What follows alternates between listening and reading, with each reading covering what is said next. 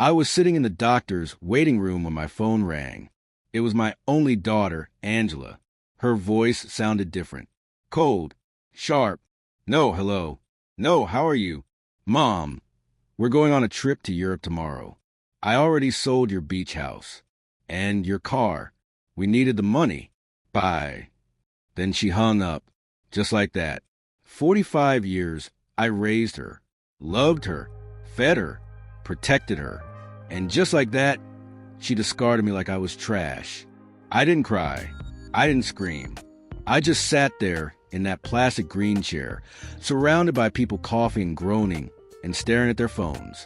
Instead of crying, I smiled, just a little, because there was something my sweet Angela didn't know. My name is Antonia Brooks. I'm 71 years old. I've lived in Chicago my whole life. I'm a widow. 6 months ago, my husband, Robert, died of a heart attack while we were eating breakfast. That morning, he made my toast just the way I liked it. Crispy edges, soft middle. Coffee with cream. Then he kissed my forehead and said, "Good morning, my love." Those were his last words. He collapsed right after. I screamed. I tried CPR. Nothing worked. He was gone, just like that. Angela helped me a lot at first. She came around more. She helped with the funeral. Took me grocery shopping. Even told me I should get a full checkup. "Mom, you need to take better care of yourself now that you're alone," she'd say. She smiled when she said it. I thought it was love. Turns out it was strategy. The beach house, that was our family's heart. Robert and I saved for years to buy it. We got it when Angela was 15. It wasn't fancy. Just a quiet place off Lake Michigan, 2 hours north of the city. But to us, it was heaven. Summers were full of music, grilled corn, sand in our shoes. Birthdays, 4th of July, even Christmas once, when the power went out and we played board games by candlelight. Angela brought her boyfriends. Then her husband, Edward, and I cooked, cleaned, made beds, washed towels. I thought we were building memories. Apparently, Angela saw dollar signs. The car she sold? An old Ford pickup. Robert's pride and joy. He used to wash it every Sunday without fail. Change the oil himself. Always parked it under the big oak tree at the back of the house. The driver's seat still smelled like his cologne. Gone. All gone now. Angela didn't ask. She didn't discuss. She just took what she wanted. And she thought she'd left me with nothing. But Angela never knew about the envelope. 3 days before Robert died, he handed me a plain manila envelope. "Put this in your dresser drawer," he said. "Open it when you feel ready." Only then, after the funeral, I forgot about it. Grief does that. Everything becomes fog. But sitting in that waiting room after Angela's call, I remembered. The nurse called my name. I saw the doctor. "You're healthy for your age," he said. "Eat better. Sleep more." I nodded, but I didn't care. My mind was on the envelope. And on Angela's voice, the way she said it like I was some object she sold on Craigslist. I knew Edward was behind it. He never liked me. He always saw me as a burden, even before Robert died. I left the clinic, took the bus home. No car now. Angela made sure of that. As I rode past the streets I'd known for decades, I smiled. Angela thought she'd clean me out, but Robert was a quiet man, and quiet men notice things. Back home, I walked straight to the bedroom.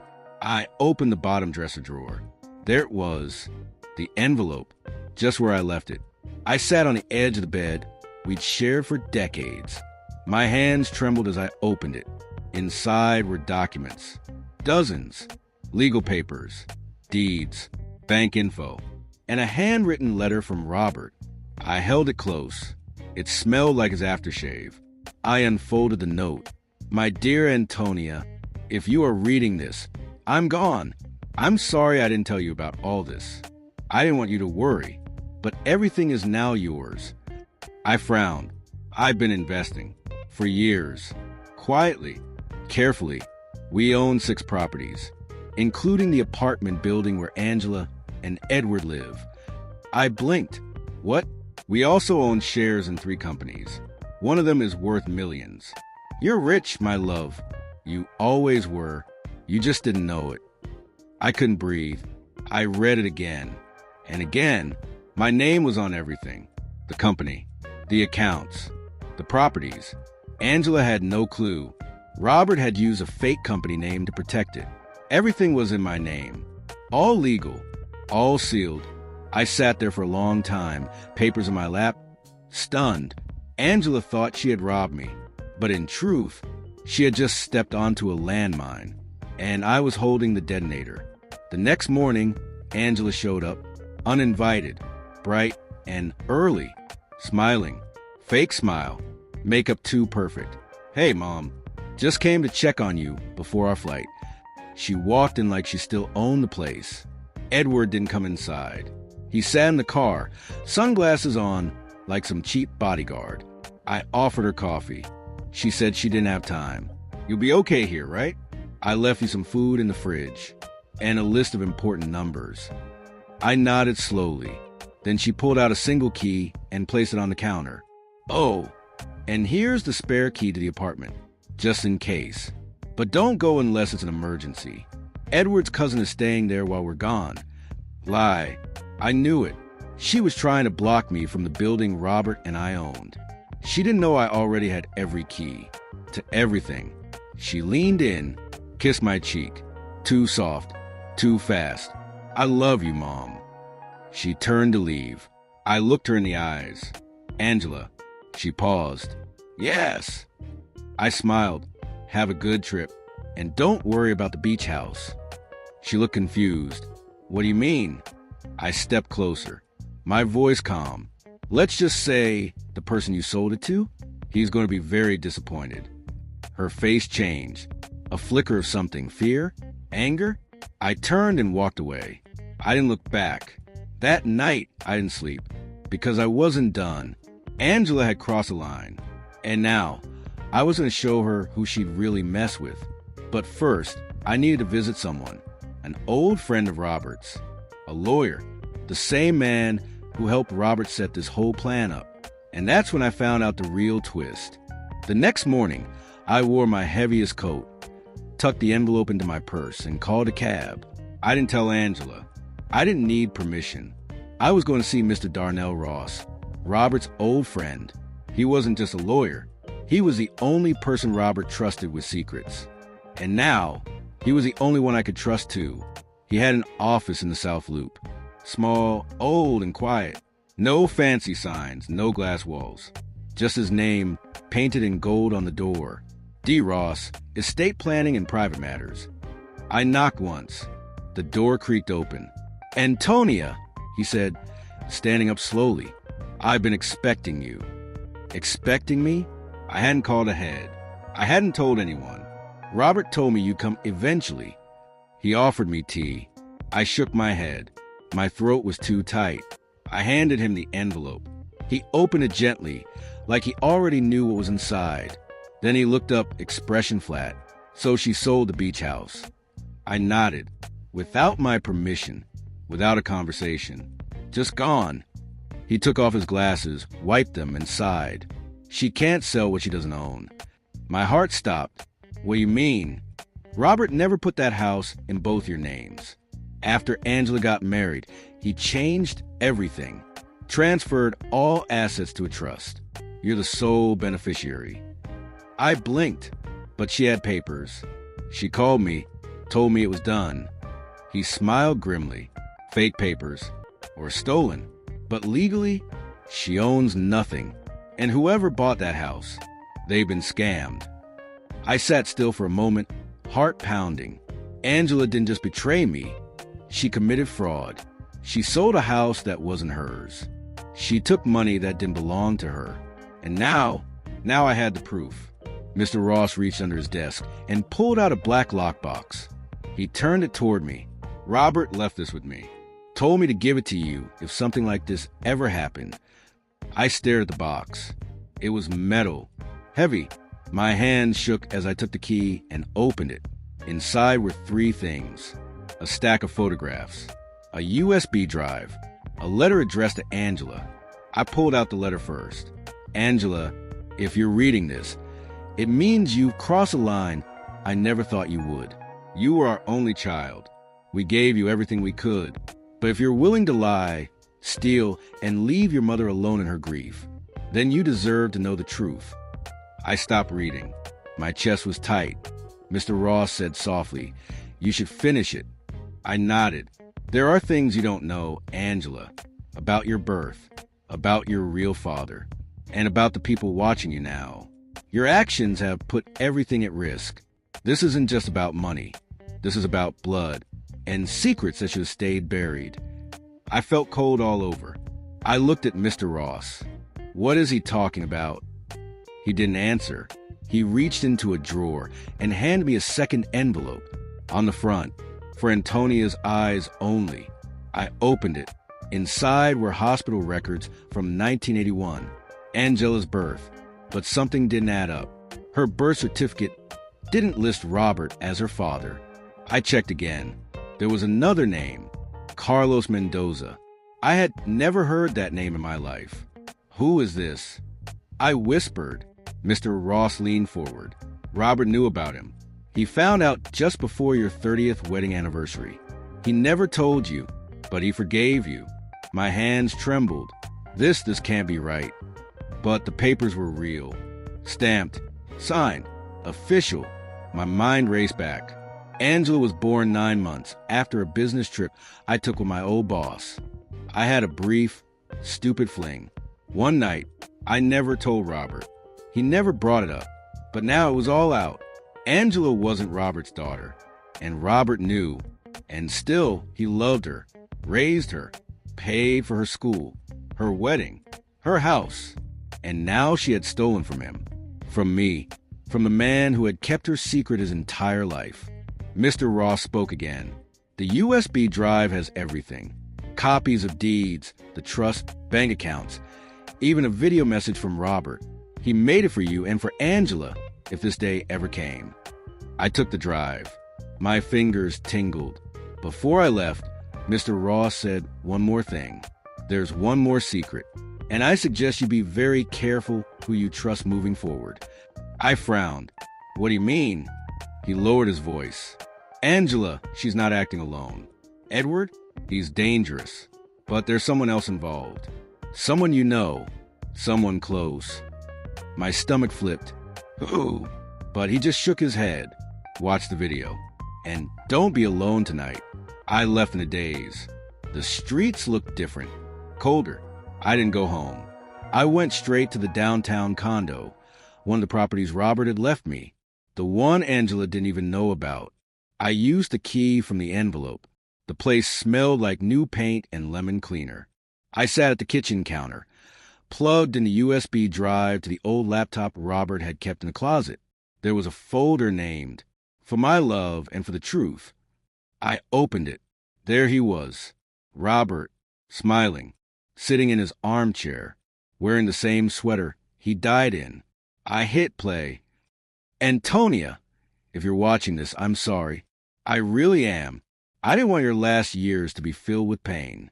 But I knew Angela would do something like this. I saw it in her eyes after the funeral. Cold, calculating. That's not how we raised her. He took a breath. But I need to tell you something else.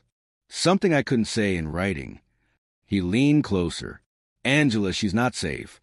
I froze. It's not just about money. It's about who she married. Edward, and who he's working with. He looked behind him, then back at the camera. There's a man. Name's Vincent. Used to work with me years ago. Now he's in something dark. And Angela, she's in with him. I paused the video. My heart raced. Vincent? That name meant nothing to me. But I had a feeling it soon would. I played the rest. If anything happens to you, go to the police. But don't trust everyone. Someone you know has already been bought. The video ended. I sat in silence for a long time. Then I called the only person I could think of. Maggie, my best friend of 50 years. She picked up on the first ring. Antonia, I've been meaning to call. Are you okay? I almost told her everything. Almost. But then I remembered Robert's warning. Someone close had been bought. Could it be Maggie? No, not Maggie. Still, I told her only a little. Angela left. I'm staying downtown for a few days. Oh, she said slowly. I thought you didn't have access to that condo anymore. My heart skipped. I had never told her about the condo. Not once. That was the moment I knew. Someone had been feeding her information, watching me, listening. I hung up fast. I shut all the blinds, turned off the lights. Then I heard a knock. 3 soft taps. I held my breath. Another knock. Then a voice. Low. Male. Mrs. Brooks. You don't know me, but I know everything about you. Open the door.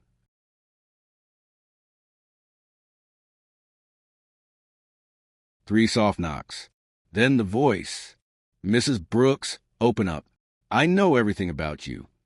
I stood frozen in the dark condo kitchen, my hand clutching the counter for balance. My breath came in short bursts. Robert's video still played on the laptop screen behind me, his frozen smile staring out from the pause frame. I didn't move. Another knock. Harder this time. You don't want me to come back with friends. My pulse thundered in my ears. I thought about calling 911, but Robert's words echoed in my mind. Don't trust everyone. Someone's already been bought. Bought? By who? Vincent?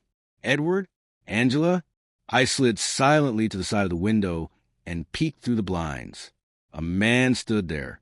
Tall, dark coat, black gloves, his face partly hidden by a cap. He leaned close to the door like he owned the hallway. He didn't look like a stranger who got the wrong address. He looked like a man on a mission. I backed away slowly. I didn't speak. I didn't breathe. After a long pause, he chuckled. Low, ugly, fine. Have it your way. But I'll be seeing you soon, Mrs. Brooks. Then footsteps. Heavy, fading down the hall. I waited. 5 minutes. 10. Then I dared to exhale. I didn't open the door. Not yet. I knew he'd be back. I went back to the laptop. Robert's frozen face. The USB drive. The files. And suddenly, I remembered something. The photographs from the lockbox. I pulled them from my purse. Hands trembling. At first, they looked like normal family pictures. Robert, young and smiling, at a barbecue. Angela as a teenager, holding sparklers. Me in the garden, sun hat crooked. But the later ones were different. Angela wasn't smiling. Edward was always beside her, stiff, eyes cold. And behind them, in the background of 2 separate photos, was the same man, standing in the crowd, pretending to be part of the background. Vincent. Robert had left me these pictures on purpose. Proof. A warning. I needed help. But who could I trust? Not Angela. Not Edward. Not Maggie. Mr. Ross, maybe, but if they knew Robert's lawyer, he could be a target too. I thought about going to the police anyway. Fraud. Stolen property. Threats at my door. Surely they'd listen. But if Robert was right, if Angela and Edward had bought someone inside the system, walking into a station might be walking straight into their hands. No, I needed another way. I remembered the apartment building. The one Robert secretly owned. The one Angela thought was hers. That's where she and Edward lived. And if Robert was right, everything, every lie, every betrayal started there. If I wanted answers, that's where I had to go. It was almost midnight when I slipped out of the condo. I didn't turn on any lights. I didn't make a sound. The hall was empty. The man was gone, or maybe just hiding. My legs shook all the way down the elevator. Outside, the city was buzzing, as always. Cars honking, sirens in the distance. Chicago never sleeps. I hailed a cab and gave the driver the address. My voice shook as I said it out loud. When we pulled up, I felt my chest tighten. I hadn't been there since Robert died. Angela had practically barred me from visiting. Too many stairs for you, Mom, she used to say. Too noisy. Now I knew why. I didn't use the front door. I used the back alley. Robert had given me a key years ago, before the trust, before all the secrets. He always said, you never know when you'll need another way in. I climbed the narrow back stairs, each creak louder than the last. The hallway smelled like damp carpet and cigarettes. I moved slow, careful. I wasn't sure if I was more scared of being caught or of what I'd find. Angela and Edward's unit was on the 4th floor. The door was locked, but I had the master key Robert had left in the envelope. I slipped it in, turned, click. The door opened. I froze in the dark living room. The place smelled like strong cologne and burned coffee. But something else, too, something metallic. Blood. My heart slammed against my ribs. I flicked on my phone flashlight and swept it across the floor. Papers everywhere. A chair overturned. A picture frame smashed. And in the middle of the floor, a briefcase. Open. Empty. I stepped closer. My shoes crunched on broken glass. That's when I saw it. A smear of blood on the carpet. Leading down the hall. God, no. I whispered. I followed it. One step. Another. The trail ended at the bedroom door. I pushed it open. The room was dark, but I could see enough. The bed was half made. Clothes scattered. Suitcase open, half packed. And on the wall above the dresser, scratched deep into the paint with something sharp, were 4 words. She knows the truth. My phone buzzed. I nearly screamed. It was a text. From an unknown number. You shouldn't have come here, Mrs. Brooks. My blood ran cold. I spun around. The apartment was silent. Too silent. Then footsteps. From the hallway. Heavy. Getting closer. I backed into the corner of the bedroom, clutching my phone like a weapon. The footsteps stopped outside the door. And then, in the dark, a voice. Mom. Angela. I didn't believe it. Couldn't. But it was her voice. Soft. Shaky. Mom, it's me? Please, open the door.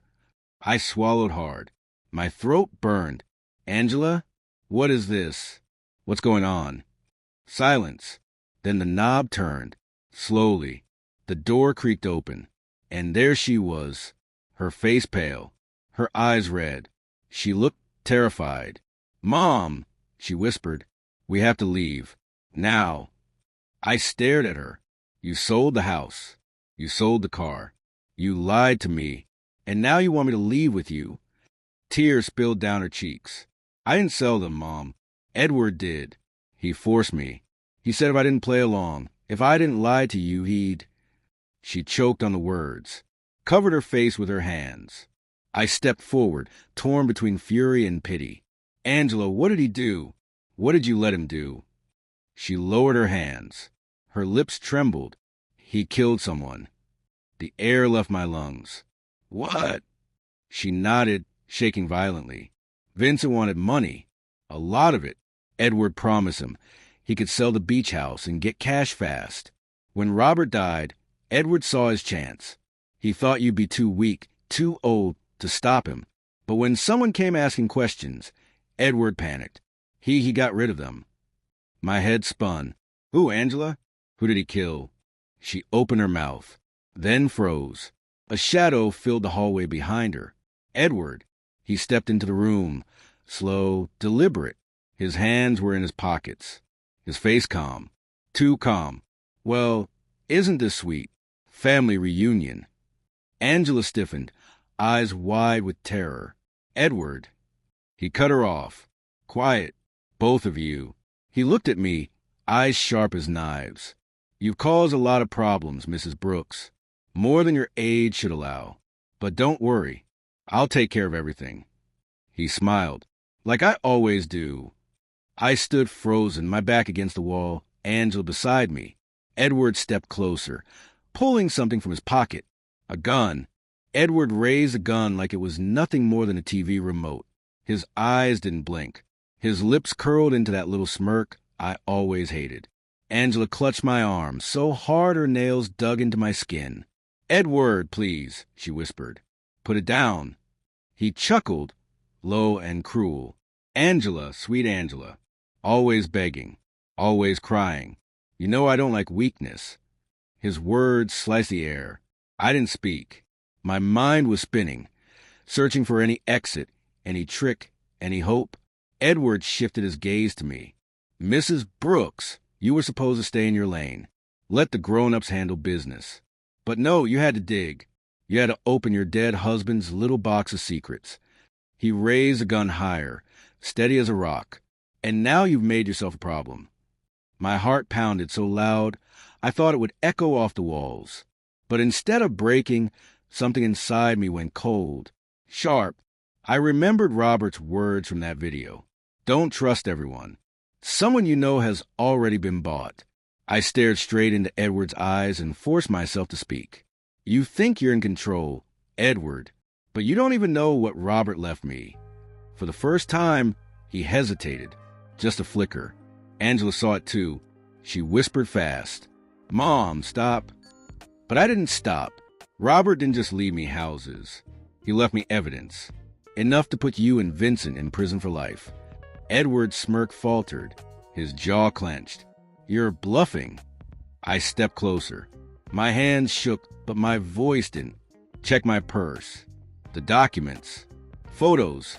Copies of every transaction you and Vincent tried to hide. The police are waiting for me to deliver it. If I don't show up by tomorrow morning, it all gets released. Angela gasped. Edward's face darkened. For the first time, he looked unsure. And then the front door rattled. 3 sharp knocks. Edward spun, gun raised. Who the hell is that? Angela's eyes darted to me. Fear. Panic. I whispered. It's him. It's Vincent. The door opened. A man stepped in without hesitation. Tall, broad shoulders, black leather coat, his face scarred across the cheek. Vincent. He moved like a wolf entering a cage, calm but dangerous. What's taking so long, Edward? He growled. You said it would be handled. Edward lowered the gun slightly, sweating. It's handled. I'm handling it. Vincent's eyes shifted to me. Cold, calculating. That must be the widow. He smiled. It wasn't friendly. Mrs. Brooks. I've heard a lot about you. Angela trembled. Vincent, please don't. But Vincent ignored her. He stepped closer to me, each step deliberate. Your husband was smarter than I thought. Hid money, properties, secrets. I respect that. But you're too old to play this game. I held his gaze. And you're too late. He raised an eyebrow. Oh. Robert didn't just hide assets. He hid allies. People you don't even know exist. People already watching you right now. Vincent stopped walking. His eyes narrowed. You're lying. But I saw it, the flicker of doubt. The tiniest crack. Edward spoke quickly, desperate. She's bluffing, Vincent. I've got the gun. Let me finish this. Vincent snapped his head toward him. Finish it? You've had weeks to finish it, and all you've done is make a mess. First the sale scam, then the cleanup. Now she's here, holding papers that could ruin us. He stepped closer to Edward, eyes blazing. Maybe I should be asking myself if I even need you anymore. Angela gasped. Edward stiffened, his knuckles white on the gun. Don't you dare. The room crackled with tension. Vincent stared at Edward. Edward stared back. And then, suddenly Angela screamed. She lunged at Edward, clawing at his arm. The gun went off. Bang. The sound shattered the room. The bullet tore into the wall, inches from my head. Plaster exploded, raining down. I dropped to the floor, hands over my ears. Angela wrestled Edward, tears streaming. Stop. Stop, please. Edward shoved her hard. She hit the dresser, crumpling to the floor with a cry. Vincent didn't flinch. He just watched, like he was waiting to see who survived. My ears rang. My chest burned. But my mind sharpened. I crawled toward my purse, the envelope inside, the evidence. Edward saw me. Don't you touch it. He aimed again. But Vincent moved faster. In one brutal motion, he slapped the gun from Edward's hand. It clattered across the floor, under the bed. You're sloppy, Vincent hissed. You're emotional. That's why you fail. Edward's face twisted with rage. You can't cut me out. We're in this together. Vincent leaned close, voice low and lethal. Not anymore. Then, without warning, Vincent punched him. A single, crushing blow to the jaw. Edward dropped like a stone, unconscious. Angela screamed. I froze. Vincent turned to me, calm again. Now, where were we? He crouched in front of me, his scarred face inches from mine. Give me the envelope, Mrs. Brooks. Do that, and maybe I'll let you live. I swallowed hard. My hands shook. But I remembered something Robert once told me when we argued about money years ago. Antonia, when people like that want what you have, you don't beg, you don't fold, you bargain. You make them believe you have more power than they do. So I lifted my chin. If you kill me, you'll never find the rest. His eyes narrowed. The rest? The bank accounts. Offshore. Millions. Robert left me codes. But they're hidden. Only I know where.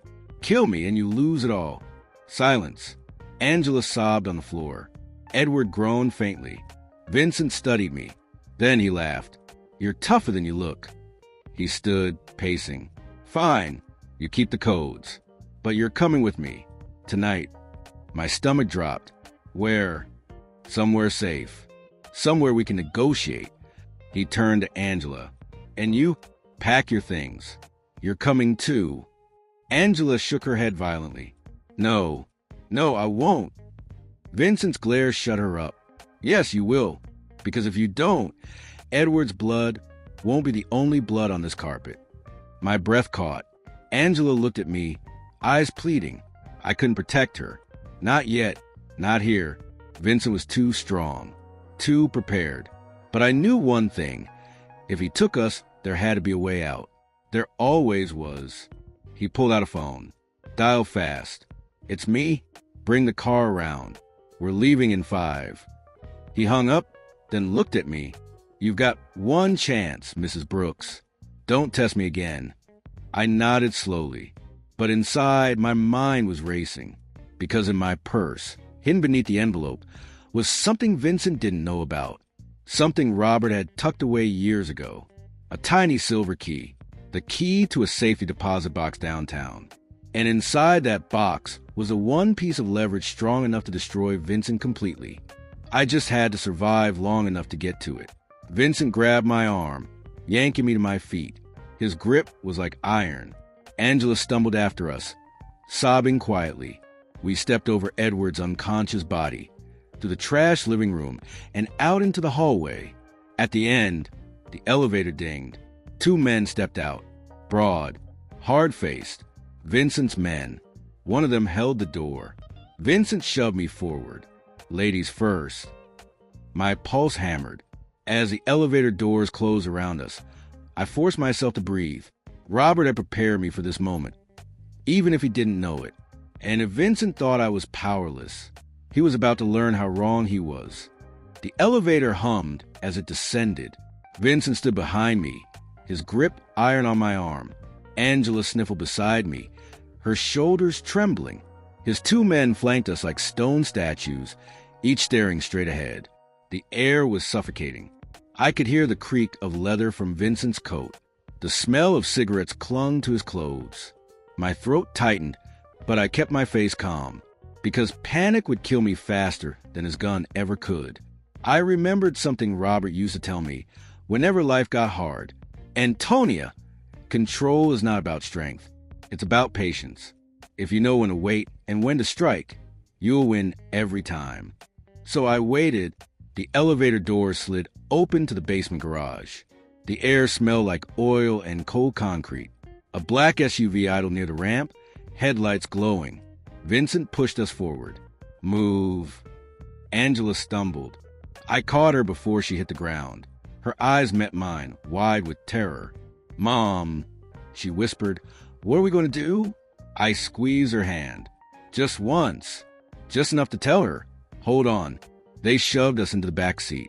One guard slid in next to Angela, the other in front with the driver. Vincent climbed in last, sitting across from me.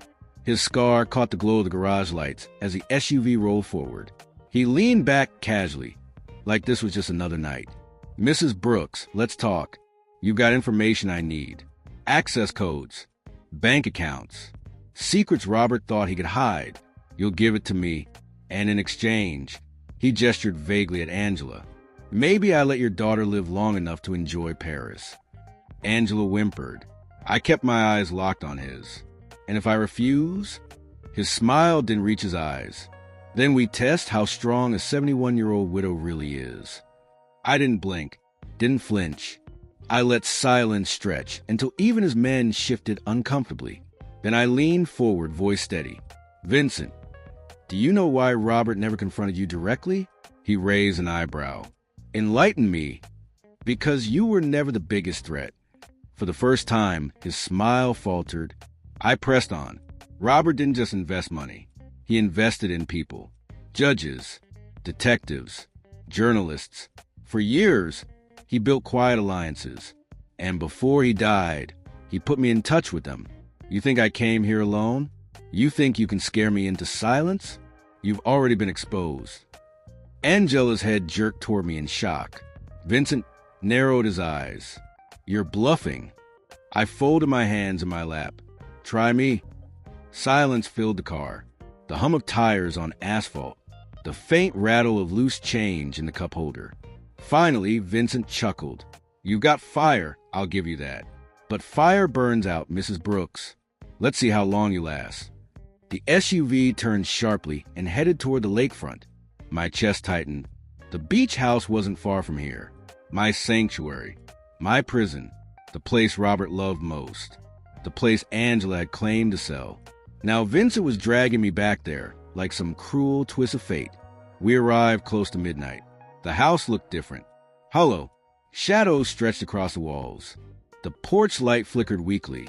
Like it wanted to give up. They dragged us inside.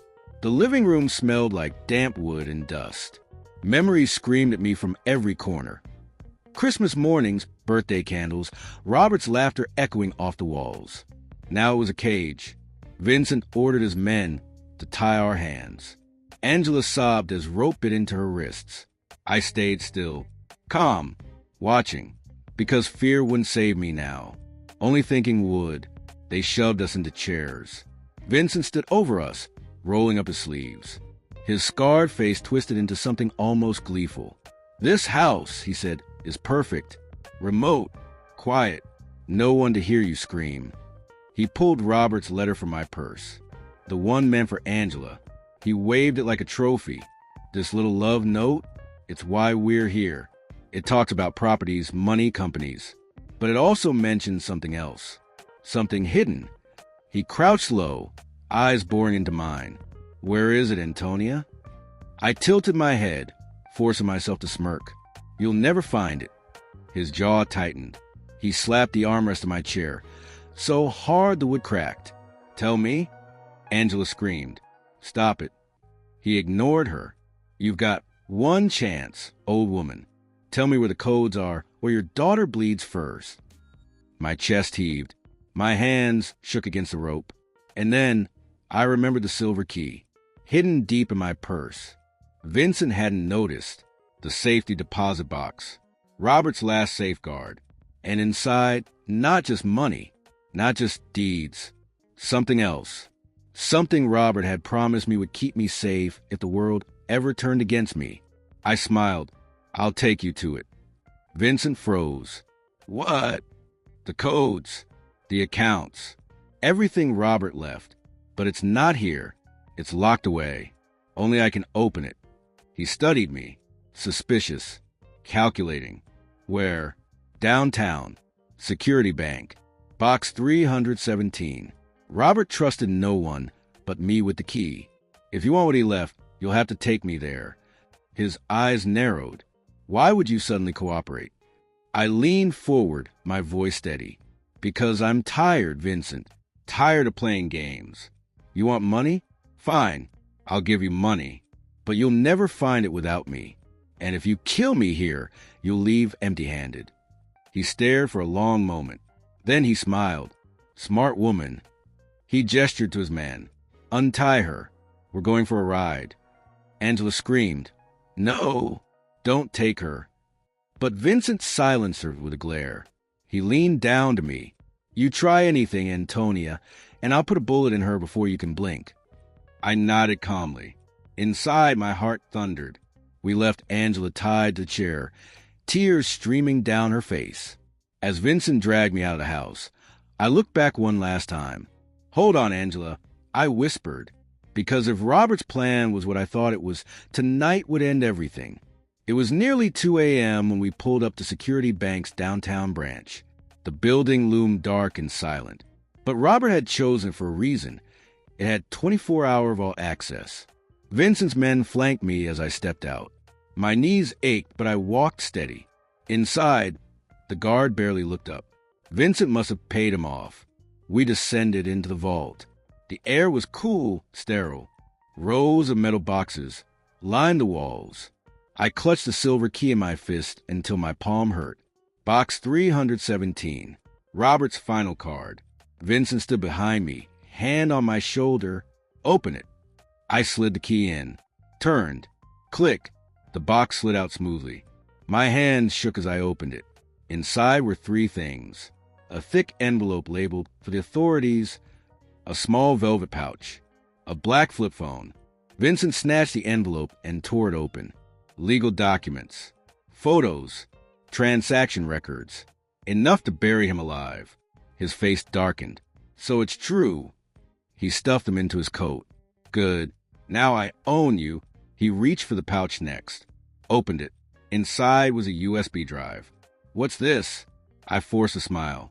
Evidence Robert never trusted on paper. Videos, conversations, deals you made years ago. Copies are already in the hands of people you can't touch. That phone, I nodded at the flip phone. It has one button. If I press it, everything goes public. His face twisted. Rage, fear, confusion. You're lying. I lifted the phone. My thumb hovered over the button. Try me. For the first time, Vincent looked unsure. His men shifted nervously. He leaned close, his breath hot against my ear. You think you've won, old woman? This isn't over. Even if you send it all, there are others, bigger than me, stronger than me. And when they come, not even Robert's ghost will save you. I pressed the button. The phone beeped. A green light blinked. It's already over, I whispered. The bank's alarms blared. Sirens wailed in the distance. Vincent's men panicked. Boss, we gotta go. Vincent cursed, shoving me aside. They bolted for the exit as red lights flashed across the vault. I sank to my knees, clutching the phone. Tears spilled down my face. Not from fear, from release, from the weight finally breaking. By the time the police stormed the bank, Vincent and his men were gone, but the evidence was safe. And for the first time in months, I felt Robert beside me. The aftermath, it took hours. Questions, papers, statements. The police swarmed the beach house, freed Angela, and carried Edward out in handcuffs once he woke. Angela clung to me, sobbing apologies I couldn't yet accept. The authorities seized Vincent's accounts. His network started to crumble. His name splashed across headlines. But Robert was right.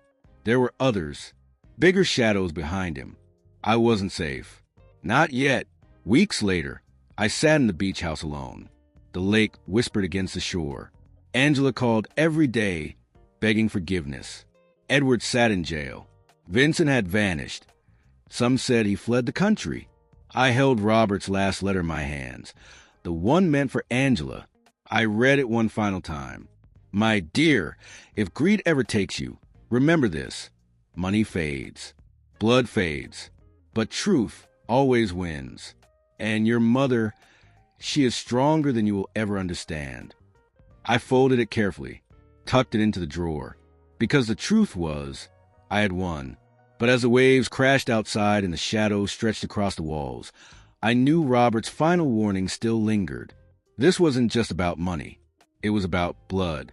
And somewhere out there, someone was still watching.